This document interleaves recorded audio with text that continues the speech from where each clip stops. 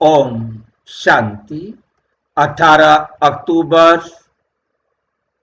2025 आज की साकार मुरली रंगीन बड़े बड़े अक्षरों में पढ़ें, सुने और मंथन करें।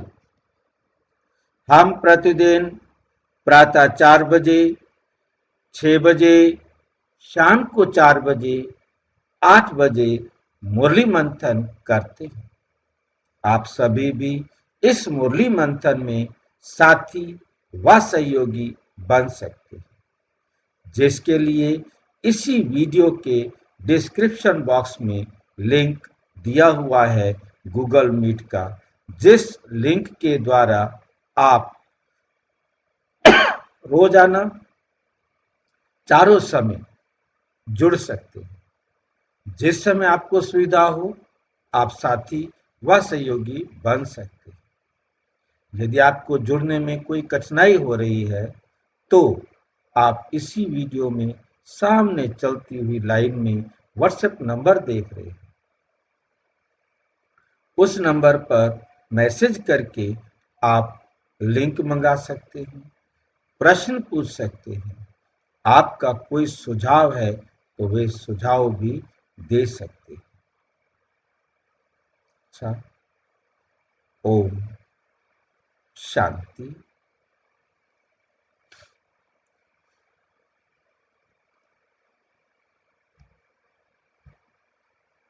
आज की साकार मुरली का सार।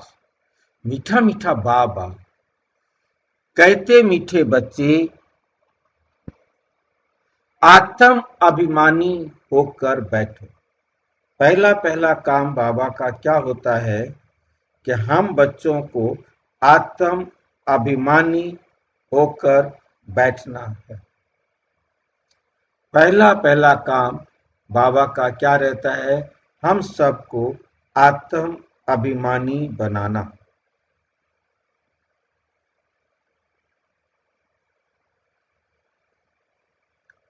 इसलिए सबसे पहली बात बाबा हमें क्या बता रहे हैं? आत्म अभिमानी होकर बैठो। तो अब हमें क्या करना है? आत्म अभिमानी होकर बैठने के बाद हमें क्या करना है?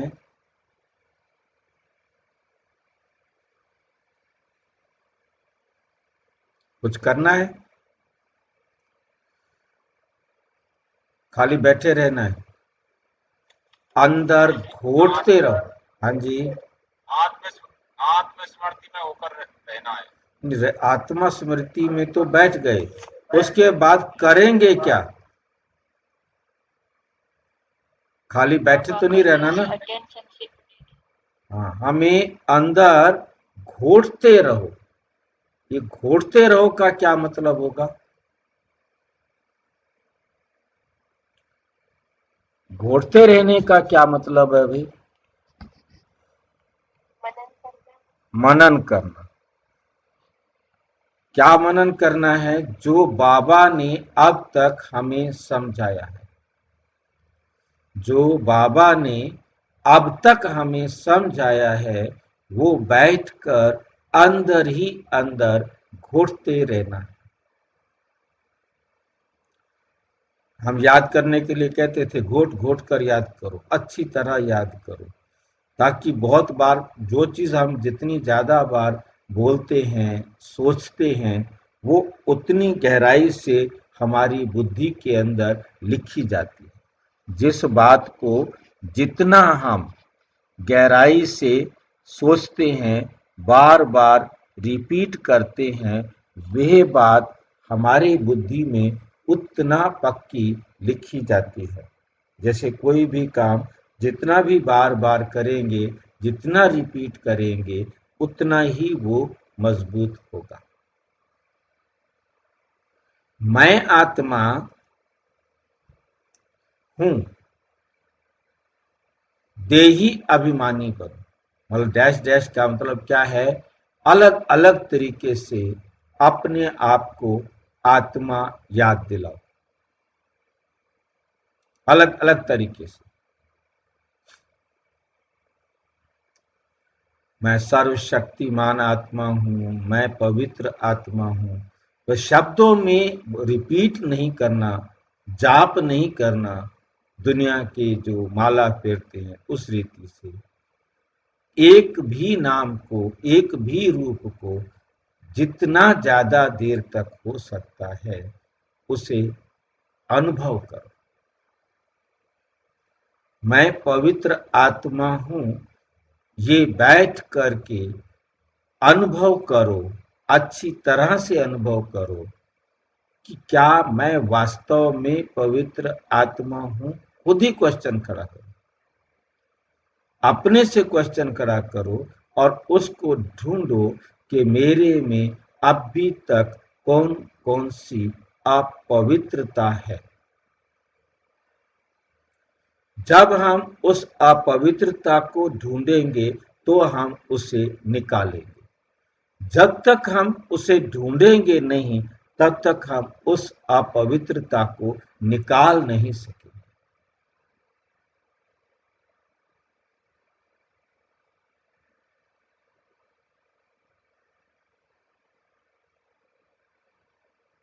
किस प्रकार की अपवित्रता है? स्नान करने में, खाने पीने में, बैठने में, रहने में, चलने में, देखने में, सुनने में, बोलने में, हर जगह देखना।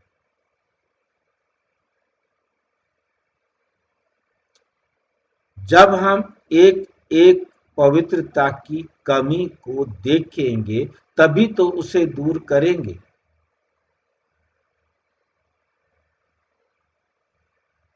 मैं पवित्र आत्मा हूं, ये मुझे अपने जीवन में देखना, संस्कार में देखना है। कौन सा ऐसा संस्कार है मेरा, आदत है मेरी जो बाबा की श्रीमत के अनुसार ठीक नहीं।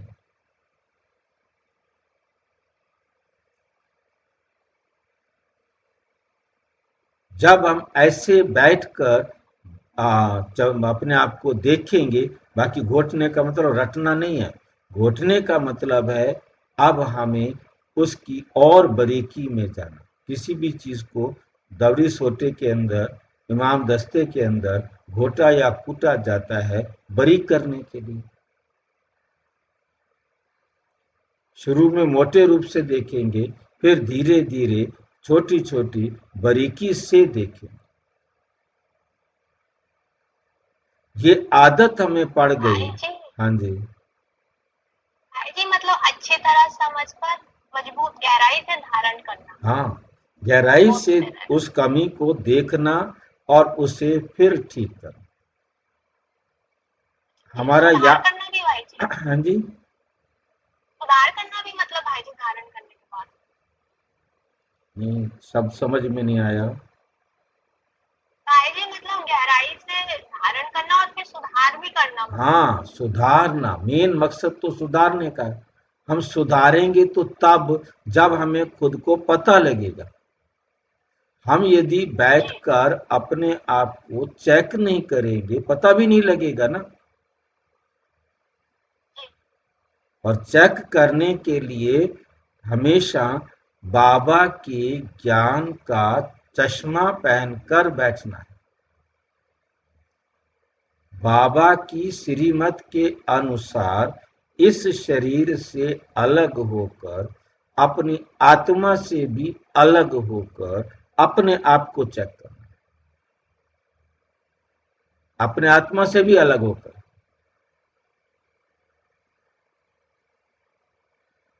क्योंकि चेकर बनना है ना। बाबा का चश्मा पहनना माना बाबा बनकर के चेक करना। मैं बाबा हूं और ये आत्मा जो है इसको मैंने चेक करना है। बाबा साथ है ना मेरे। बाबा साथ होने जी, का मतलब मैं बाबा की सीट पर हो जाऊं और इसको अपने से अलग देखूं और इसको चेक करूं। बाबा का चश्मा पहनना माना बाबा की श्रीमत के अनुसार इसको चेक करना। मैंने अपनी मत के अनुसार चेक नहीं करना। अपनी मत के अनुसार तो मैं परफेक्ट हूं। जो भी आदतें मैंने बनाई हैं बहुत सोच समझ कर बनाई हैं, परंतु बाबा तो मेरे से अलग है ना। तो बाबा क्या देखेगा? बाबा यदि इस जगह पर हो तो मेरे को कैसे देखेगा? क्या क्या कमियां देखेगा? खुद को हम अच्छी तरह से चेक कर सकते हैं, दूसरा नहीं चेक कर सकता। आप मुझे चेक नहीं कर सकते, मैं आपको चेक नहीं कर सकता, परंतु आप सबसे बेस्ट परमात्मा का चश्मा पहन परमात्मा की श्रीमत पर बैठकर अपने आप को चेक।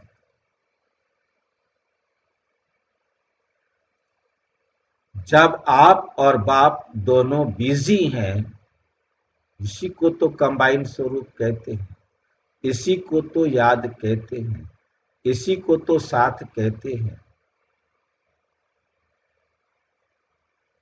सच्चा चार्ट रखो, आज मैंने कितना अपने आप में सुधारना है, पहली बात। फिर शाम को देखो कितना मेरे में सुधार आया, अगले दिन फिर करो, आज मैंने इतना आगे सुधारना है, कितना सुधार आ रहा है।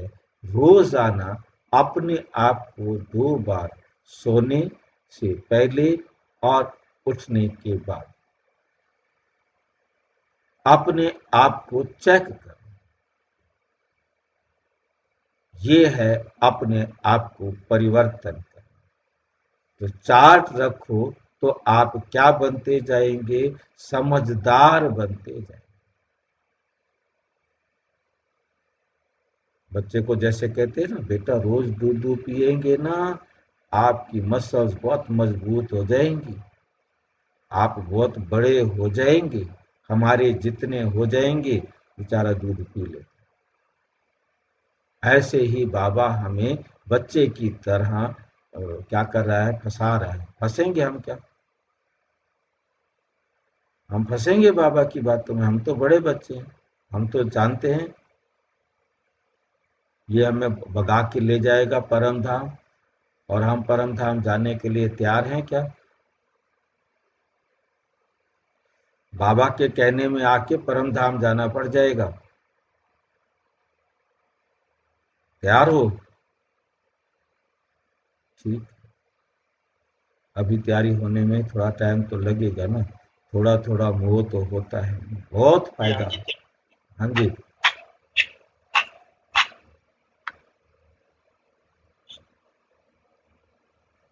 ठीक है जी। प्रश्न: बेहद के नाटक को समझने वाले बच्चे किस एक लॉ, एक नियम को अच्छी रीति समझते?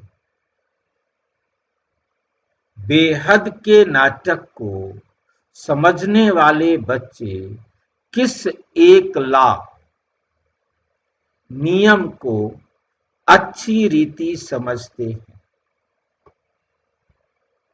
उत्तर: ये अविनाशी नाटक है। ये नाटक क्या है? अविनाशी नाटक है। इसमें हर एक पाठधारी को पाठ बजाने अपने समय पर आना ही है, अपने समय पर आना ही है।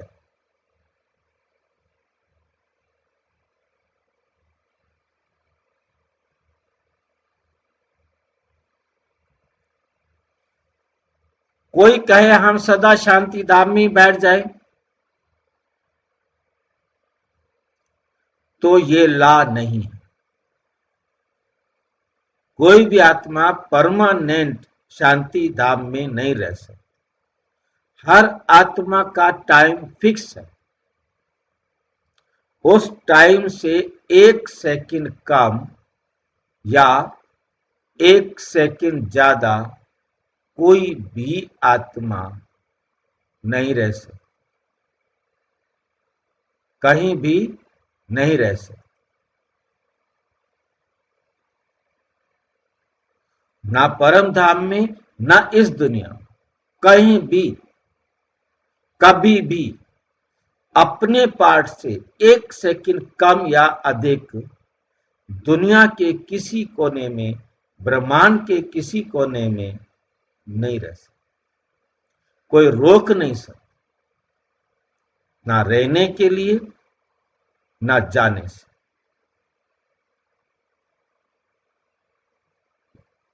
लॉ नहीं है, उससे तो पार्टधारी ही नहीं कहेंगे।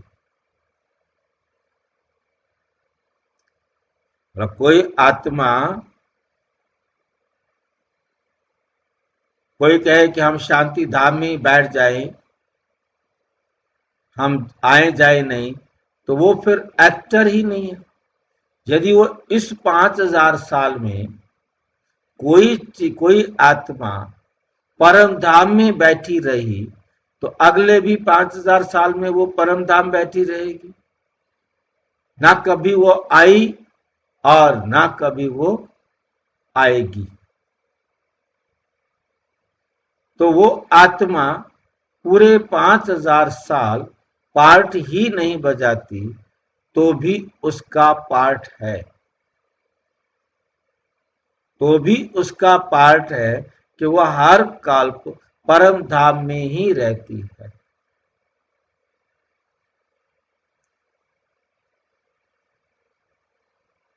उसका इस संसार में पार्ट नहीं है,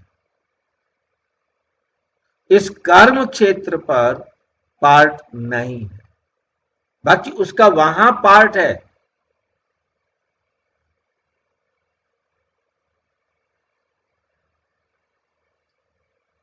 बात समझ में आई है कि नहीं आई है? किसी को डाउट है तो पूछो। नहीं भाई जी, क्लियर है भाई जी। ठीक है नहीं, क्योंकि उसका वहीं रहेगा पार्ट। भाई जी एक झाड़ है, झाड़ की अभी वो डाली आई ही नहीं, वो डाली तो झाड़ के अंदर है ना, वो डाली अभी आई नहीं, बाद में डाली दिखेगी, पर अभी डाली नहीं दिख रही है। इसका अर्थ है कि वो झाड़ के अंदर है, पर उसका भी पार्ट नहीं, बोल तो दिखाई नहीं देती। नहीं, दिखाई कभी नहीं देगी। यदि इस कल्प में नहीं दिखाई दी, फिर किसी कल्प में दिखाई भी नहीं देगी।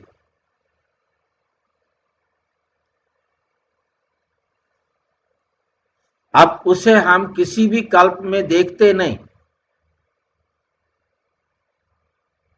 जैसे हम छोटे तो से, भाई जी वो आत्मा है या नहीं है वो समझ में ही नहीं आएगा ना भाई जी। समझो झाड़ के अंदर वो डाली है, पर वो जब तक ऊपर नहीं डाली दिखाई देती, जब तक तो वो झाड़ के अंदर है या नहीं है ये भी समझ में नहीं आएगा ना। जब दिखाई देगी तो है, नहीं दिखाई देगी तो झाड़ के अंदर ही डाली है, पर वो डाली है भाई जी या नहीं है ये नहीं समझ में आएगा। बात समझनी है ये कि पूरा 5000 साल के नाटक को हमने देखा, इस कल्प के पूरे नाटक को हमने देखा। उस आत्मा को यहाँ कहीं भी पार्ट उसका नहीं। ठीक है, तो जब इस कल्प में नहीं, तो अगले कल्प में भी नहीं, किसी कल्प में भी नहीं, है नहीं। उससे हमने नहीं देखा, ये हमारी कमी रह गई। परंतु वो पार्ट में आई है, तो वो तो पार्ट में तो है ना, हमने नहीं देखा, ये हमारी बात है। परंतु वो एक्चुअल में ही कभी नहीं आई, तो वो कभी भी नहीं आएगी। हम देखेंगे नहीं, कोई भी नहीं, किसी ने भी उसे नहीं देखा, तो वो है ही नहीं। बात ये है। तो बाबा ये कहना चाहते हैं, तो उसे तो पाठधारी ही नहीं कहेंगे। भाई ये है ही नहीं ना वो, हाँ, उसको पार्टधारी कैसे कहेंगे, वो है ही नहीं। है ही नहीं।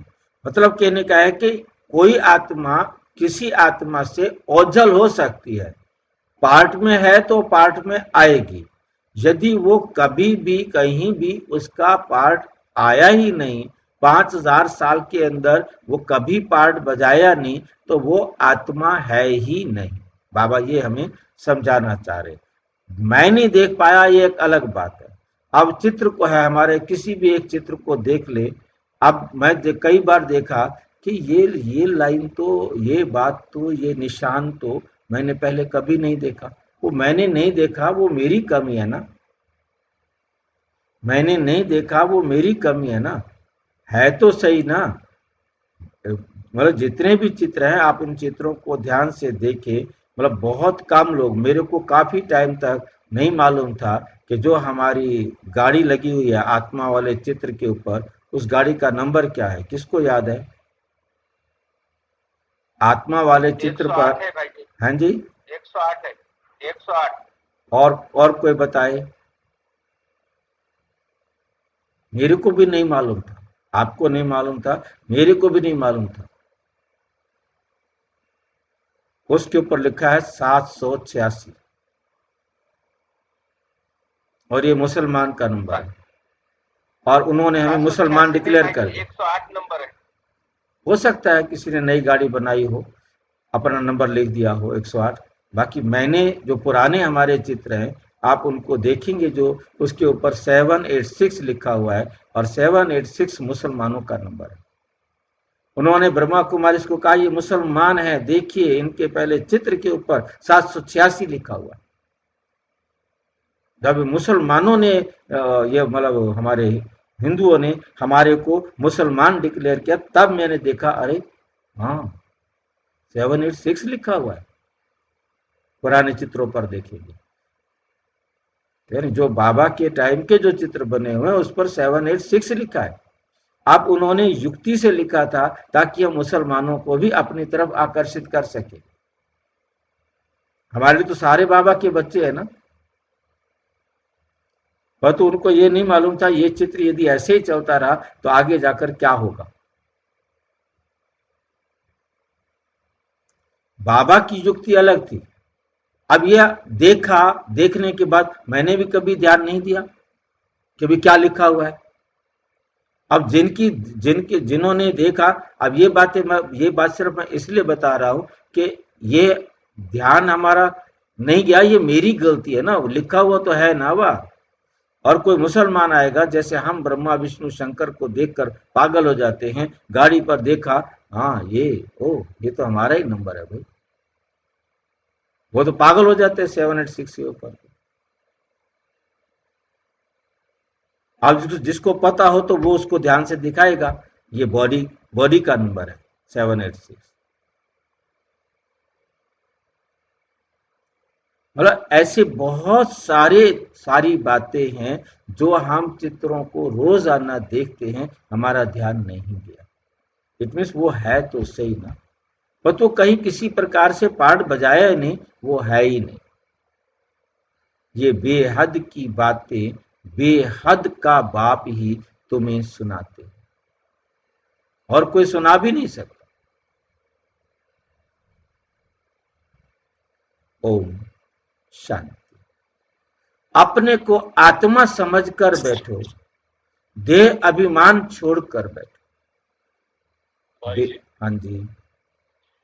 पार्ट की जहाँ तक बात है, बाबा कहते हैं हर आत्मा का पार्ट तो है, भले 1 साल की 10 साल की। जिसका पार्ट नहीं वो है ही नहीं, यही बात समझा रहे हैं बाबा। वही मैं कह रहा हूँ। दूसरी चीज, अभी तक तो हम ये समझते थे सबका पार्ट है, हाँ। हमें नहीं पता, वो अलग बात है, वो अलग बात। पर जो बाबा कहते हैं इसका पार्ट ही नहीं, वो है ही नहीं। भक्ति मार्ग की मोक्ष की स्टेज हो गई ना। नहीं है ही नहीं, वो है ही नहीं ना भाई जी, यही तो कह रहे हैं, ऐसी कोई आत्मा नहीं जिसका पार्ट नहीं। जो चीज है ही नहीं उसका पार्ट कहाँ से पैदा होगा? हाँ, उसका पार्ट का मतलब जो पार्ट में नहीं आ रही है, इट मीन्स वो है ही नहीं। है ही नहीं ना, तो वो आत्मा है ही नहीं। हाँ, वो है ही नहीं। है ना, तो फिर हाँ बिल्कुल बिल्कुल। आत्मा है तो पार्ट है, आत्मा है तो बिना पार्ट के नहीं रह सकती। हाँ, बिना पार्ट के नहीं रहेगी। कर्म क्षेत्र है, कर्म क्षेत्र में आना सबको है, कर्म क्षेत्र में आएगा तो पार्ट हो गया, बिल्कुल। चाहे 1 साल के लिए आए, कम से कम हमें दिखे ना दिखे वो अलग। हाँ वो अलग बात है। वो कंफ्यूज ना करे उसको। हाँ बिल्कुल। पार्ट है तो आएगी, और पार्ट नहीं है मतलब आत्मा है ही नहीं, हाँ ये क्लियर होना चाहिए। नहीं है, बिल्कुल आत्मा बिल्कुल। है ही नहीं। वो नंबर में जो है ही भी नहीं, चीज चीज जो नहीं, वो जो भी एग्जिस्ट ही नहीं चीज करती। जो भी चीज चाहे आत्मा नहीं, चाहे कोई भी और वस्तु भी है, वो तो फिर और विस्तार हो गया, उसमें ना जाए, वो कंफ्यूजन नहीं कंफ्यूजन नहीं करना है, मतलब वो है ही नहीं, है तो है, नहीं है तो नहीं। है नहीं है। पार्ट नहीं तो है नहीं। बेहद का बाप बच्चों को समझा रहे हैं। समझाया उनको जाता है जो बेसमझ होते हैं। आत्मा समझती है कि बाप सच कहते हैं। हम आत्मा बेसमझ बन गई है। मैं आत्मा अविनाशी हूं, शरीर विनाशी है। मैं आत्मा अभिमान छोड़ देह अभिमान में फंस पड़ा हूं, तो बेसमझ ठहरे ना। बाप कहते हैं सब बच्चे बेसमझ हो पड़े, देह अभिमान में आकर फिर तुम बाप द्वारा देही अभिमानी बनते हो, तो बिल्कुल समझदार बन जाते हो। कोई तो बन गए हैं, कोई पुरुषार्थ करते रहते हैं। आधा कल्प लगा है बेसमझ बनने में। इस अंतिम जन्म में फिर समझदार बनना है। आधा कल्प से बेसमझ होते होते 100% क्या बन गए? बेसमझ बन जाते। देह अभिमान में आकर ड्रामा प्लान अनुसार तुम गिरते आए हो। अभी तुमको समझ मिली है, फिर भी पुरुषार्थ बहुत करना है, क्योंकि बच्चों में दैवी गुण भी चाहिए। बच्चों में दैवी गुण भी चाहिए। बच्चे जानते हैं हम सर्वगुण संपन्न, 16 कला संपूर्ण, संपूर्ण निर्विकारी, मर्यादा पुरुषोत्तम थे। फिर इस समय निर्गुण बन पड़े हैं, कोई भी गुण नहीं रहा। तुम बच्चों में भी नंबरवार पुरुषार्थ अनुसार इस खेल को समझते हैं। समझते समझते भी कितने वर्ष हो गए हैं, फिर भी जो नए हैं वो अच्छे समझदार बनते जाते हैं, औरों को भी बनाने का पुरुषार्थ करते हैं। कोई ने तो बिल्कुल नहीं समझा, कोई ने तो बिल्कुल नहीं समझा है। बेसमझ के बेसमझ ही हैं। बाप आए ही हैं समझदार बनाने।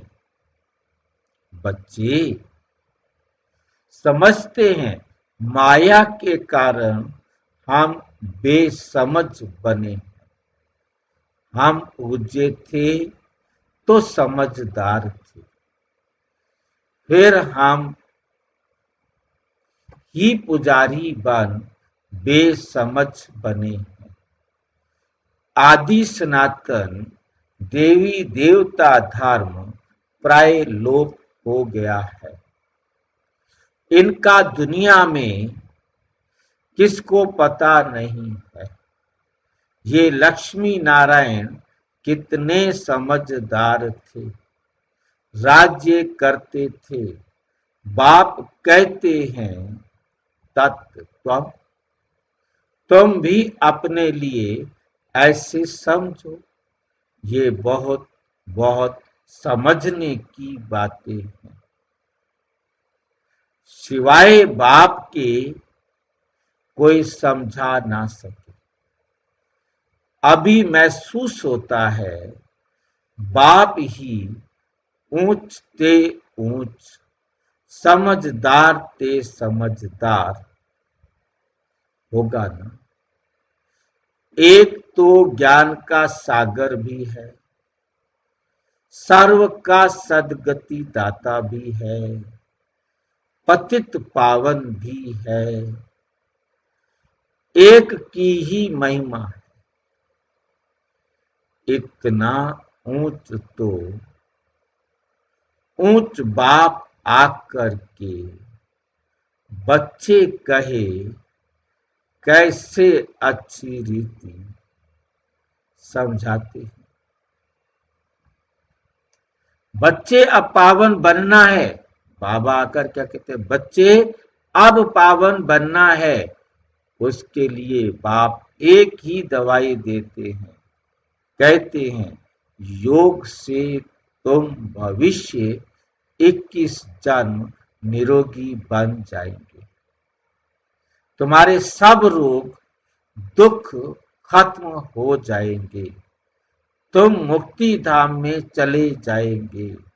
अविनाशी सर्जन के पास एक ही दवाई है, एक ही इंजेक्शन आत्मा को आए लगाते हैं। ऐसे नहीं कोई मनुष्य बैरिस्ट्री भी करेंगे, इंजीनियरिंग भी करेंगे, नहीं। हर एक आदमी अपने धंधे में ही लग जाता है। जो उसका पार्ट है वो अपने पार्ट के अनुसार ही चलता रहता है। बाप को कहते हैं आकर पतित से पावन बनाओ, क्योंकि पतित पने में दुख है, क्योंकि पतित पने में दुख है। शांति धाम को पावन दुनिया नहीं कहेंगे, स्वर्ग को ही पावन दुनिया कहेंगे। यह भी समझाया है मनुष्य शांति और सुख चाहते हैं। सच्ची सच्ची शांति तो वहां है जहां शरीर नहीं, उसको कहा जाता है शांति धाम। बहुत कहते हैं शांति धाम में रहें, परंतु ला नहीं, परंतु ला नहीं है।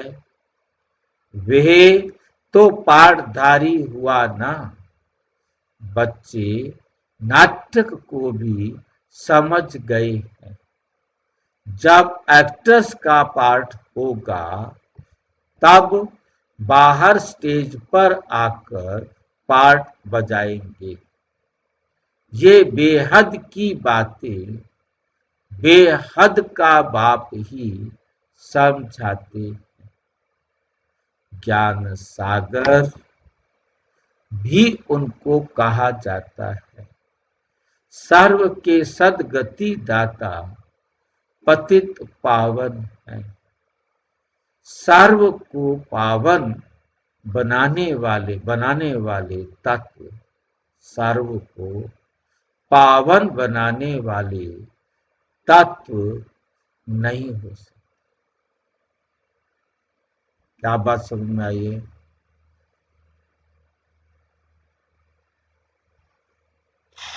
गंगा स्नान की तरफ इशारा कर रहे हैं भाई जी। हाँ, मतलब कोई भी दुनिया का तत्व किसी को पावन नहीं बना सकता।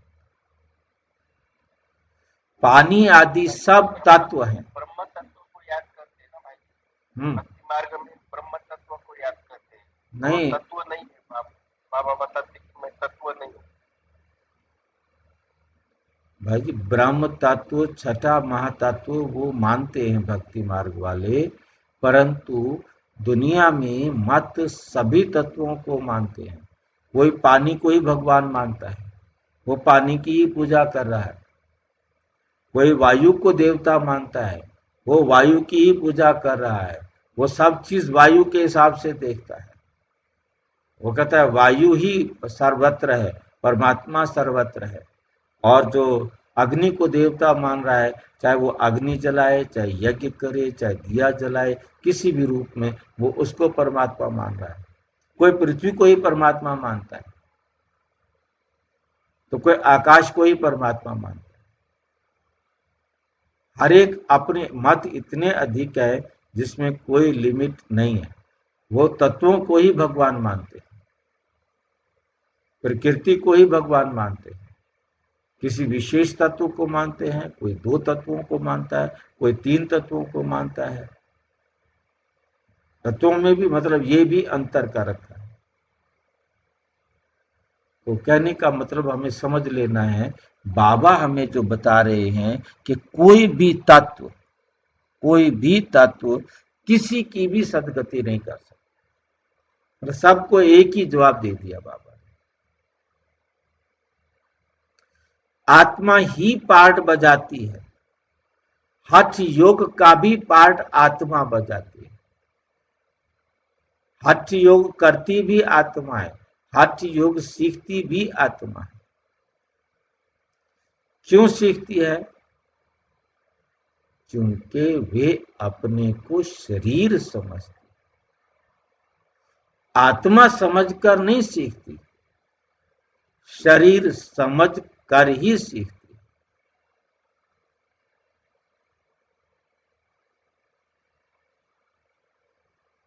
क्योंकि मैं स्वस्थ तभी रहूंगा जब मैं रोजाना एक्सरसाइज करूंगा, मैं रोजाना ये आसन करूंगा तो मैं स्वस्थ रहूंगा। वो कभी ये नहीं कहता कि मेरा शरीर स्वस्थ रहेगा, क्योंकि वो अपने को समझता ही शरीर है।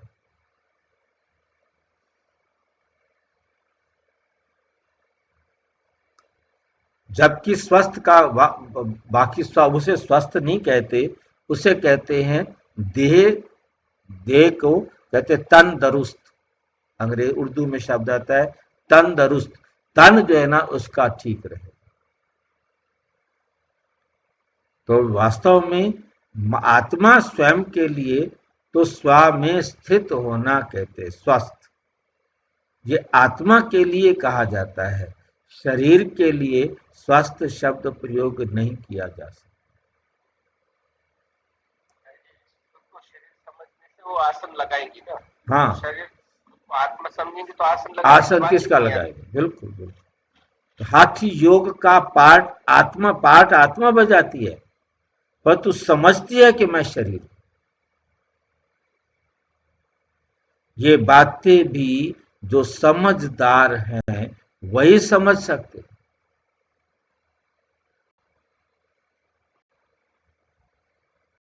बाप ने कितना समझाया है, कोई ऐसी युक्ति रचो जो मनुष्य समझे, कैसे पूज्य से फिर पुजारी बनते हैं। पूज्य हैं नई दुनिया में, पुजारी हैं पुरानी दुनिया।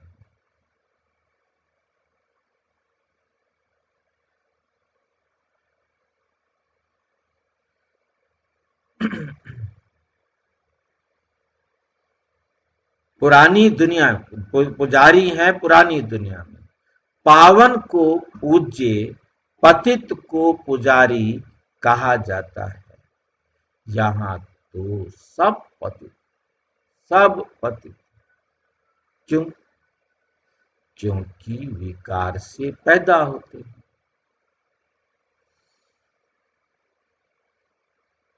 वहां है श्रेष्ठ, गाते भी हैं संपूर्ण श्रेष्ठाचारी।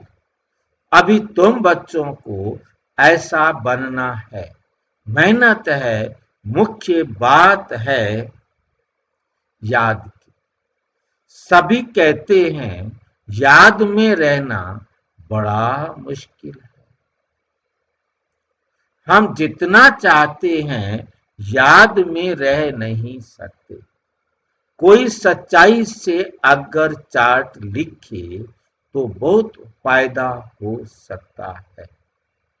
बाप बच्चों को ये ज्ञान देते हैं कि मन मना भव।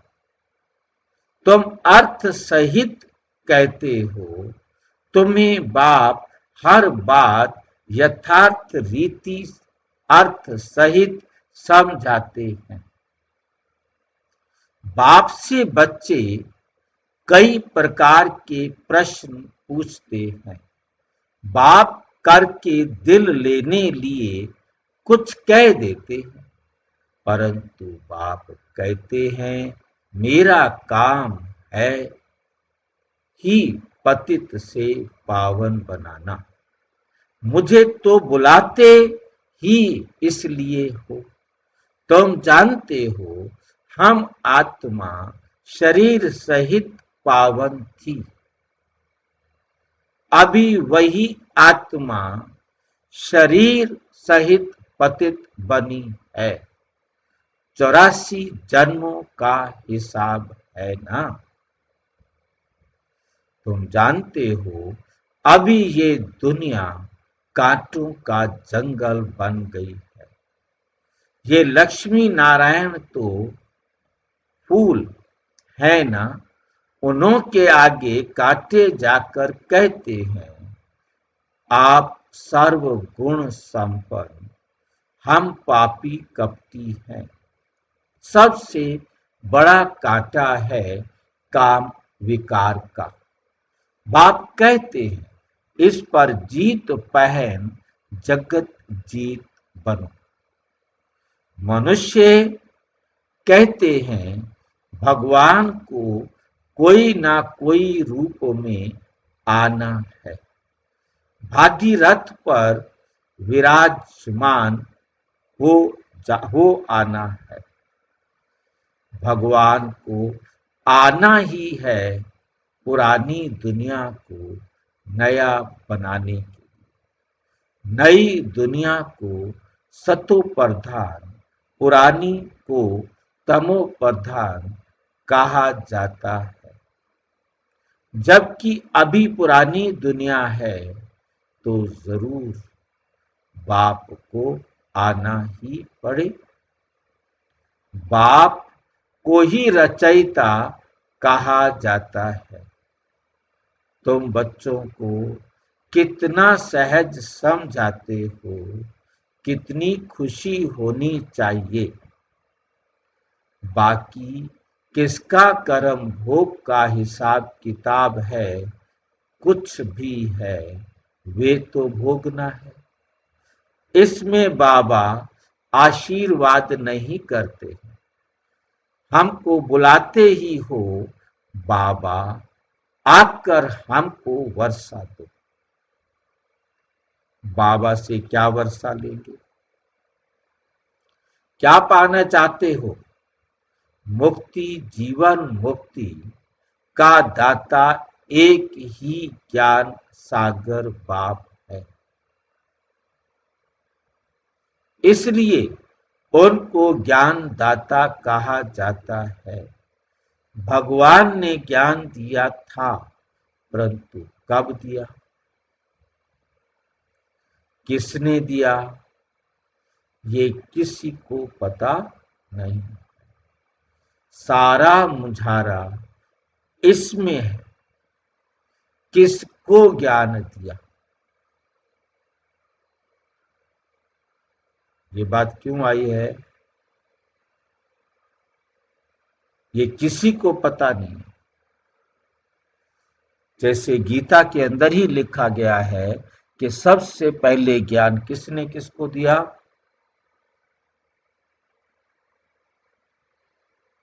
गीता के 4थे अध्याय में लिखा गया कि ये ज्ञान सूर्य ने मनु को दिया। अब सूर्य यदि ये रोशनी देने वाला है, ये मनु को कैसे ज्ञान दिया था भाई? और मनु ने इक्ष्वाकु को दिया। कैसे दिया? मनु कब, इक्ष्वाकु कब?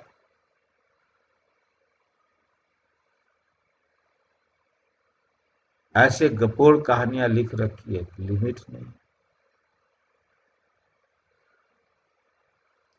और वो प्राय लोप हो गया। अब कृष्ण जो है ना बैठकर सुना रहा है। दुनिया में किसी को भी नहीं पता कि सबसे पहले परमात्मा ने किसको ज्ञान दिया।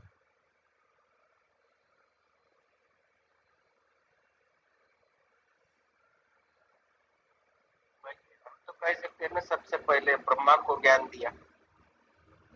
हम कैसे, ब्रह्मा के मुंह से आके ब्रह्मा को ज्ञान दिया पहले, सबसे पहले, ये तो कह सकते हैं ना। हम उनको उनको उनको हम ये भी कह सकते हैं, ब्रह्मा ही मनु है, ब्रह्मा ही एडम है, ब्रह्मा ही आदम है, ब्रह्मा ही नोवा है, जो दुनिया के धर्मों ने आदि देव है। हम ये सारा कह सकते हैं, ठीक है नहीं? परंतु दुनिया वाले नहीं जानते। हमें भी तो परमात्मा ने आके बताया, वरना हम भी नहीं जानते थे।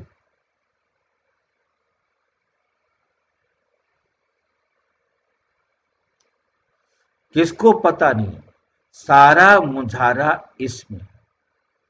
किसको ज्ञान दिया ये भी किसी को पता नहीं। अब ये ब्रह्मा बैठे हैं, इनको मालूम पड़ा है कि हम सो नारायण था, हम सो नारायण था। फिर 84 जन्म भोगे, ये है नंबर 1। बाबा बतलाते हैं, मेरी तो आंख ही खुल गई। तुम भी कहेंगे हमारी तो आंखें ही खुल गई। तीसरा नेत्र तो खुलता है ना। तुम कहेंगे हमको बाप का सृष्टि चक्र, हमको बाप का सृष्टि चक्र का पूरा ज्ञान मिल गया है। मैं जो हूं, जैसा हूं, मेरी आंखें खुल गई है। कितना वंडर है। हम आत्मा फर्स्ट हैं, फिर हम अपने को देह समझ बैठे। आत्मा कहती है हम ही शरीर छोड़ दूसरा लेता हूं, फिर भी हम अपने को आत्मा भूल देह अभिमानी बन जाते हैं। इसलिए अब तुमको पहले पहले ये समझ देता हूं कि अपने को आत्मा समझ बैठो। अंदर में ये घुटते रहो कि मैं आत्मा हूं।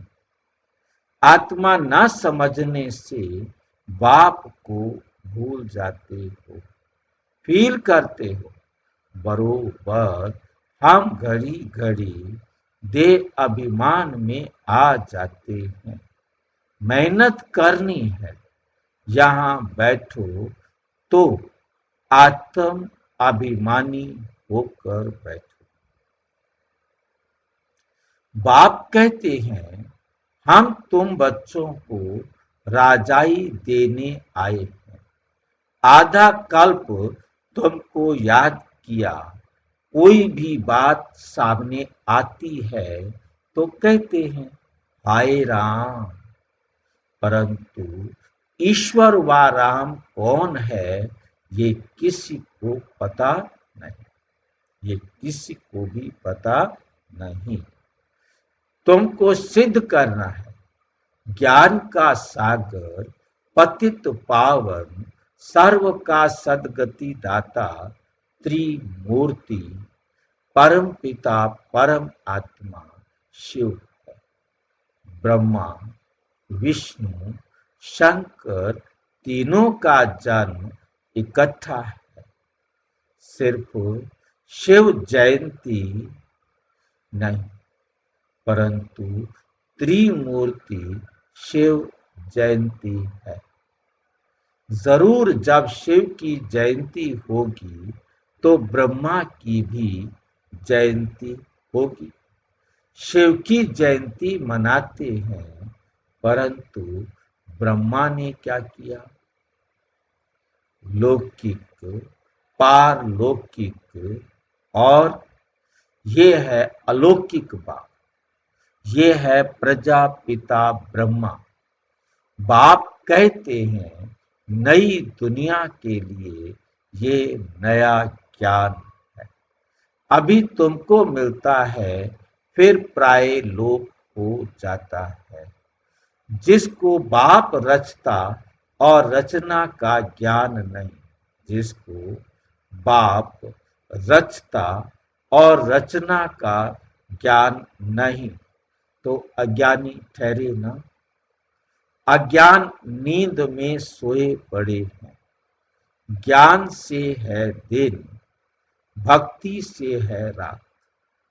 शिवरात्रि का अर्थ भी नहीं जानते, इसलिए उनकी होली डे भी उड़ा दी है। उनकी होली डे भी उड़ा दी है। अभी तुम जानते हो, बाप आते ही हैं सबकी ज्योत जगाने। तुम ये बत्तियां आदि जगाएंगे तो समझेंगे इनका कोई बड़ा दिन है। अब तुम जगाते हो अर्थ सहित, वो लोग थोड़े ही समझेंगे। तुम्हारे भाषण से पूरा समझ नहीं सकते। अभी सारे विश्व पर रावण का राज्य है। यहाँ तो मनुष्य कितने दुखी हैं। रिद्धि सिद्धि वाले भी बहुत तंग करते हैं। अखबारों में भी पढ़ता है, इनमें एविल सोल है, बहुत दुख देते हैं। बाबा कहते इन बातों से तुम्हारा कोई कनेक्शन नहीं। बाप तो सीधी बात बताते हैं, बच्चे तुम मुझे याद करो तो तुम पावन बन जाएंगे। तो तुम पावन बन जाएंगे। तुम्हारे सब दुख दूर हो जाएंगे। अच्छा,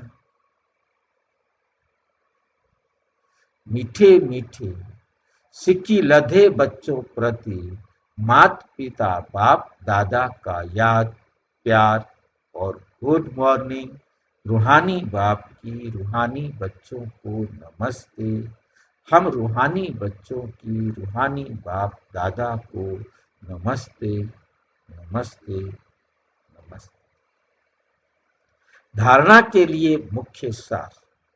नंबर 1, यथार्थ रीति बाप को याद करने व आत्म अभिमानी बनने की मेहनत करनी है। सही रीति से बाबा को सही रीति से याद करने व आत्म अभिमानी बनने की मेहनत करनी है। सच्चाई से अपना चार्ट रखना है। इसमें बहुत बहुत फायदा है। इसमें ही बहुत बहुत फायदा है। जहाँ यथार्थ शब्द आया है, कोई शॉर्ट में बताए कि यथार्थ रीति बाप को याद करना क्या है।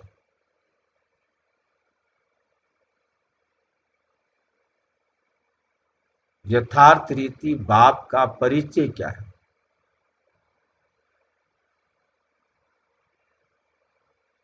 बाप का यथार्थ परिचय क्या है। जो है जैसा है वैसा ही याद करना।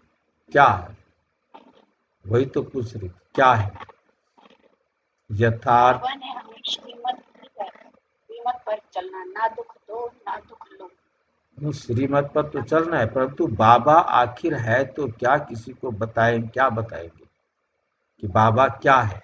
याद तो उसको करना, उसकी श्रीमत पर चलना है, परंतु जिसकी श्रीमत पर चलना है उसका यथार्थ परिचय क्या है? बाबा परम आत्मा वो वो क्या है, हम इन आंखों से नहीं देख सकते। वो एक ऐसी शक्ति है जो हाँ, जिसे हम इन आंखों से नहीं देख सकते। यही बात हमने सबको समझानी है, परंतु पहली क्लास के बच्चे को नहीं। पहली क्लास वाले बच्चे को तो बताना है ये जो बिंदी है ना, ये परमात्मा। फिर उसे बताना है ये बिंदी भी परमात्मा नहीं है, वरना वो एक मूर्ति से हटकर दूसरी मूर्ति के आगे बैठ जाएगा। ये ब्रह्मा परमात्मा नहीं है। ये बिंदी जो ग्लोब बना रखी है ये भी परमात्मा नहीं है। क्या फिर क्यों बना रखा है? ये केवल नए नए बच्चों को समझाने।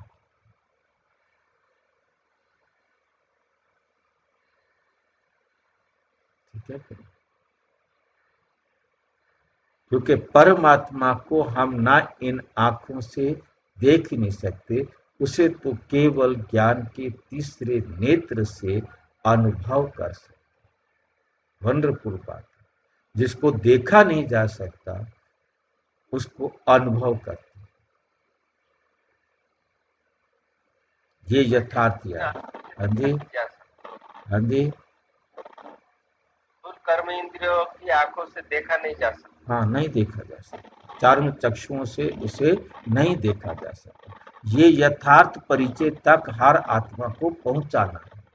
और अब हम इसी बात को शॉर्ट में समझ सकते हैं कि हमारे कितने बीखे भाई बहने भी नहीं जानते।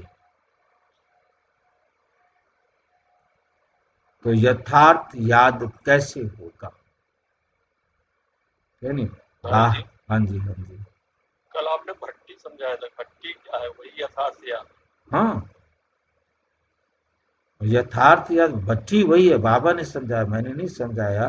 बाबा ने का बताया कि कल आपने स्पष्ट किया था भाई जी। मैं समझ रहा हूँ बात को। मैं इसलिए जी क्योंकि मतलब कहने का मतलब यह है कि हमें बाबा ने बड़ा अच्छी तरह से समझा दिया है कि हमें किसी को देखने की जरूरत नहीं है, हमें कहीं कोई बैठने की जरूरत नहीं है। बाबा कहते आप जहाँ हैं, जैसे हैं, जब हैं, आप उस समय बाबा की श्रीमत के अनुसार 5 बातें ही हमें याद रखनी है कि श्रीमत के अनुसार सुनना है। सिर्फ श्रीमत को सुनना है, श्रीमत को देखना है, श्रीमत को ही सोचना है, श्रीमत ही बोलनी है, श्रीमत ही करनी है। ये 5 ही बातें हैं। इसमें भट्टी है। हम यदि ये 5 बातें सारा दिन कितना अटेंशन दे सकते हैं, हम निरंतर भक्ति में, मतलब 2 इंडोर 2 आउटडोर, एक कहीं भी। प्रोसेस। हाँ, दो जो है ना, उनको कहते हैं इनटेक, अंदर आने के रास्ते, दरवाजे। एक 2 अंदर आने के दरवाजे हैं, 2 बाहर निकलने के दरवाजे हैं, एक हमारे अंदर प्रोसेस होने का जगह है। सोचना हमारे प्रोसेस है, ये दोनों आने के हैं, वो दोनों जाने के। अब उन 2 को कितने भी बनाओ वो अलग बात। मेन गेट है वो, उसके बाद छोटे छोटे गेट कितने भी निकालो तो बहुत हो सकता। माना जैसी आग लगी होनी चाहिए, वो उसको भट्टी कहेंगे। दम दम से आग लगाएंगे तो वो कब जलेगी भट्टी भाई? भट्टी भट्टी माना कि किसी आग लगी हो तो वो जल्दी बनेगा, नहीं तो फिर वो कितने देर तक भी रखा रहे तो कुछ भी नहीं मतलब होगा। भट्टी का मतलब है जी बड़ा सिंपल सा है, निरंतर आग रहे, निरंतर रहे। अब निरंतर कौन कितनी जलाता है वो एक अलग बात है, परंतु निरंतर आग रहनी चाहिए। अब आप सोचिए कि हमने सुनना नहीं है, जो बाबा की श्रीमत नहीं, सुनना नहीं है, ये कैसी आग है? केवल बाबा की श्रीमत के अलावा और हमने कुछ सुनना नहीं है। हमने सारे दरवाजे बंद कर दिए, नो एंट्री, ओनली बाबा का ज्ञान ही एंटर कर सकता है। भाई जी हाँ जी, भट्टी का मतलब होता है करना हो, चाहे कपड़ों को भट्टी करना हो, तो वो शुद्ध करना, लेकिन दाग मिटाना शुद्ध करना, ये हाँ जी, प्रोसेस माई जब तक चल रही है तो भट्टी है। हाँ जी। तो मतलब कहने का है कि भट्टी का मतलब है शुद्ध करना, और शुद्ध करने के लिए मतलब होता है कि यदि भट्टी तो ले ले, तो भट्टी का मतलब भट्टी में लेना क्या है, प्योर लेंगे तो प्योर पेट्रोल होगा, तो नेचुरल हवाई जहाज में जितना रिफाइन ऑयल का यूज किया जाता है उतना फास्ट भागता है। तो हमने अपने अंदर सिर्फ परमात्मा के ज्ञान के अलावा और कोई रिफाइन है ही नहीं, और जितना हम मिक्सिंग करेंगे उतना हमारी भट्टी स्लो होगी। देखने और सुनने से जो कुछ भी इनपुट हम दे रहे हैं वो इनपुट जो है प्योर है, तो नेचुरल इम्प्योर हमारे अंदर रुकेगा ही नहीं। हमारे संकल्प सारे प्योर चलेंगे, अब अपवित्रता अंदर रुक नहीं सकती। फिर हमारे से जो अभिव्यक्ति होगी वो भी पवित्रता की होगी। हमारे पास है पवित्रता, प्रोसेस में भी पवित्रता और अभिव्यक्ति में भी पवित्रता। अब हमें चाहिए क्या? हमें अब जो पुरुषार्थ करना है, पुरुषार्थ ये करना है कि हमारे को यदि कोई बात और सुनने में रुचि हो रही है, हम ब्रेक लगाएं। बाबा ने बड़ा अच्छी तरह शब्द दिया, सुपरवाइजर बन जाओ, बस गेट कीपर बन जाओ।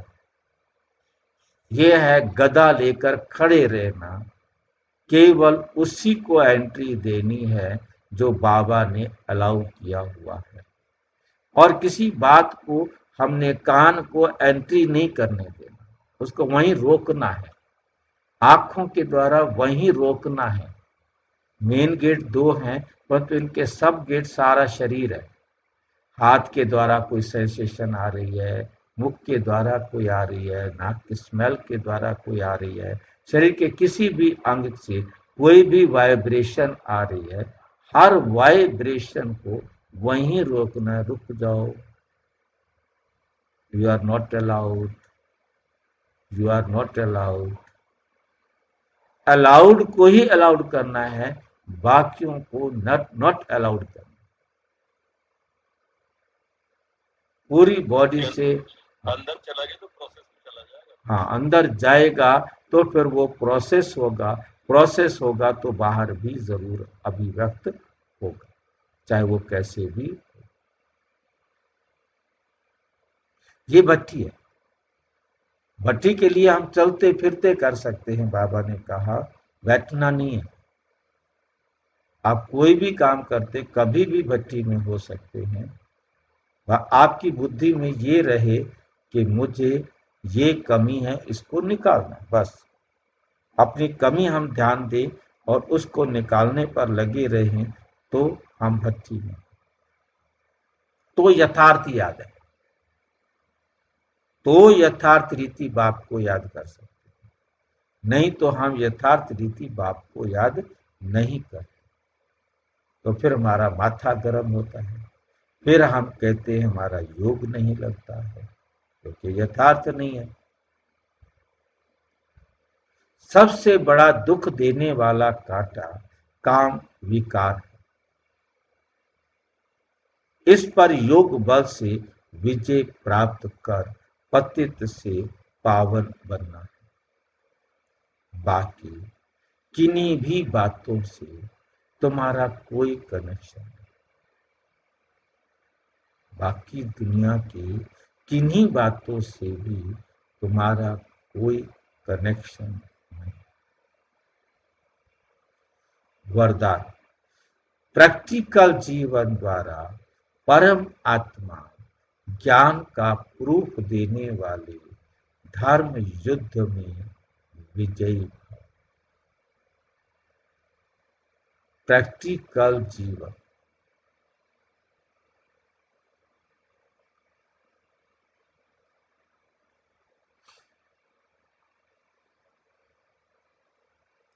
प्रैक्टिकल जीवन द्वारा परमात्म ज्ञान का प्रूफ देने वाले धर्म युद्ध में विजयी है।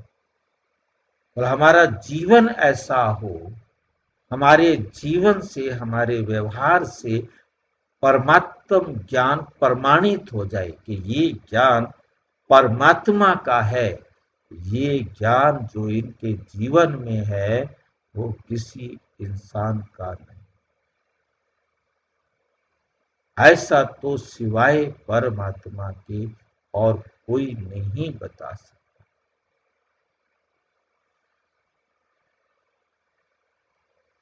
ये प्रमाण आपके ज्ञान में, क्योंकि ये मैंने जब नया मैं ज्ञान में था, अव्यक्त वाणी पढ़ने का, तो मैंने बताया कि अव्यक्त वाणी पढ़ करके, एक पेज पढ़ करके, दूर से पढ़ करके ही कहता है कि ये भगवान के सिवाय कोई नहीं कह सकता।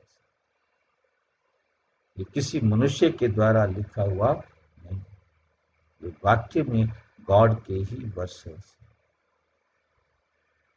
अभी धर्म युद्ध की स्टेज पर आना है। उस धर्म युद्ध में विजयी बनने का साधन है आपकी प्रैक्टिकल जीवन, क्योंकि परमात्म ज्ञान का प्रूफ ही प्रैक्टिकल जीवन।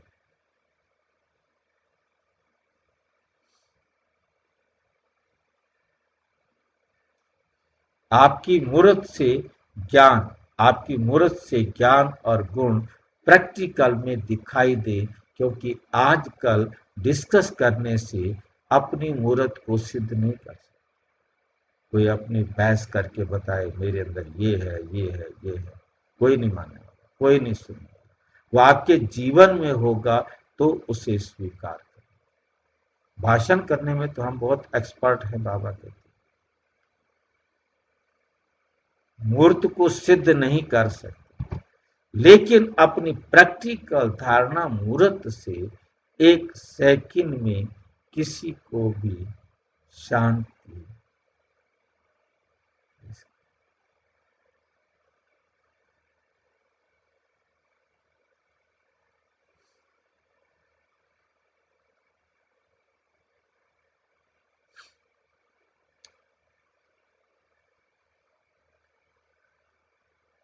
प्रैक्टिकल धारण मूर्त से एक सेकंड में किसी को भी शांत करा सकते हो।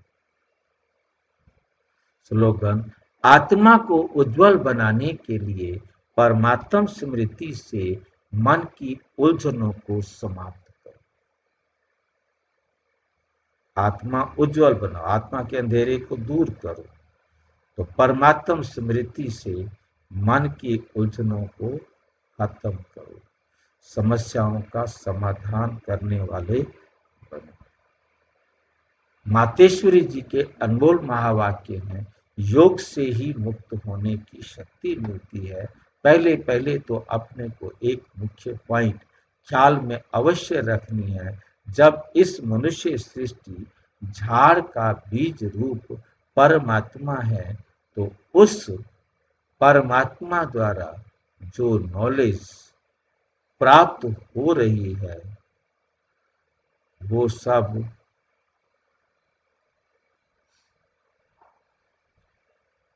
सब मनुष्यों के लिए जरूरी है। सभी धर्म वालों को ये नॉलेज लेने का अधिकार है। बल हर एक धर्म की नॉलेज अपनी अपनी है, हर एक का शास्त्र अपना अपना है, हर एक की मत अपनी अपनी है। हर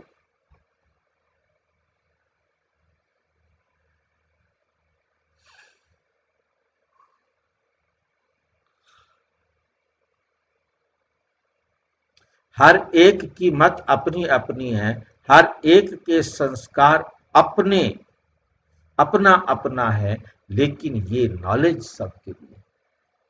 भल वो इस ज्ञान को ना भी उठा सके, हमारे घराने में भी ना आवे, परंतु सबका पिता होने के कारण, हमारा पिता होने के कारण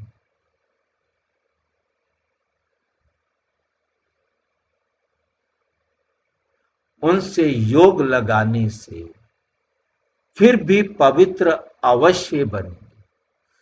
इस पवित्रता के कारण अपने ही सेक्शन में पद अवश्य पाएंगे, क्योंकि योग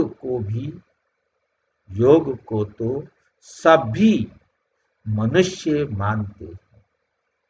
बहुत मनुष्य ऐसे कहते हैं हमें भी मुक्ति चाहिए, मगर सजाओं से छूट मुक्त होने की शक्ति भी इस योग द्वारा मिल सकती है। आजपा जाप अर्थात निरंतर ईश्वरीय याद। आजपा जाप मतलब जाप जपना नहीं पड़े। ये जो कहावत है श्वासों श्वास आ जपा जाप जपते रहो, उसका यथार्थ अर्थ क्या है? जब हम कहते हैं आ जपा जाप, तो इसका यथार्थ अर्थ है जाप के बिगर श्वासों श्वास अपना बुद्धि योग अपने परम पिता परम आत्मा के साथ निरंतर लगना है। ये ईश्वरीय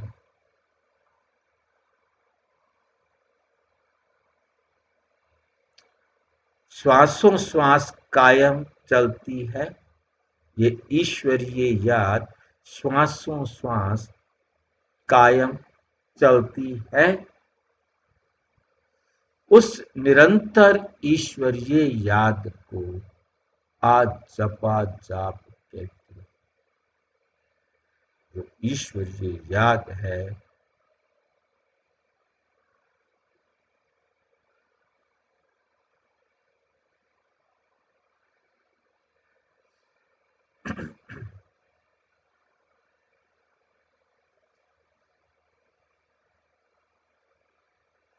बाकी कोई मुख से जाप जपना अर्थात राम राम कहना, अंदर में कोई मंत्र उच्चारण करना, ये निरंतर चल नहीं सकता।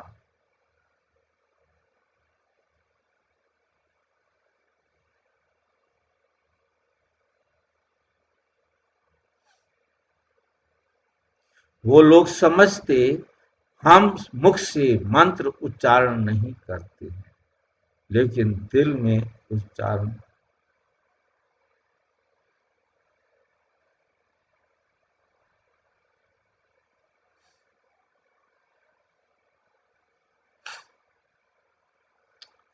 लेकिन दिल में उच्चारण करना ये है आज जपा जाप।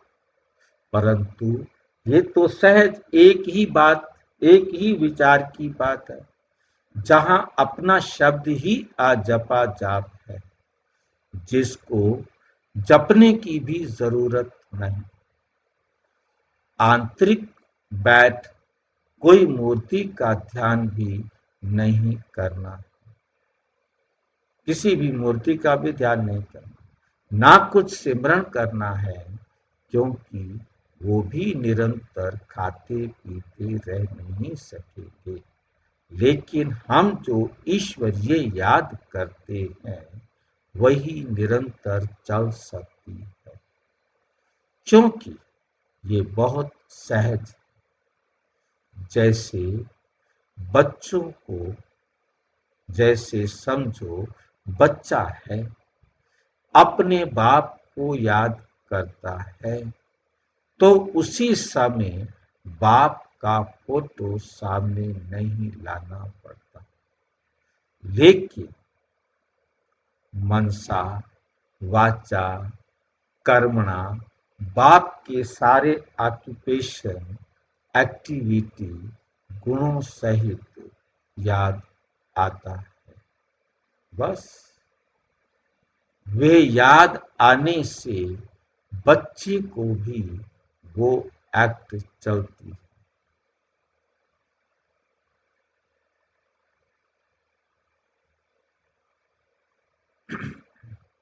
तभी संतोष फादर करेंगे। वैसे अपने को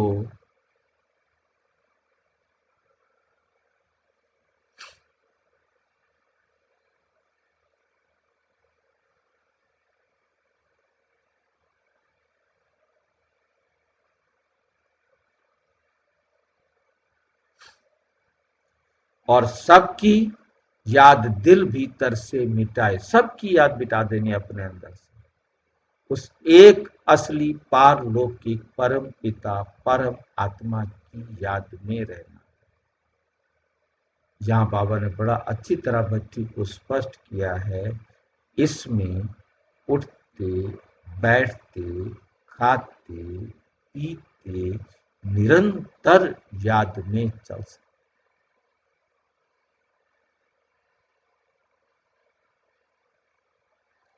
उस याद से ही कर्मातीत बनते। तो इस नेचुरल याद को ही जपा जाप कहते। इस नेचुरल याद को ही जपा जाप कहते।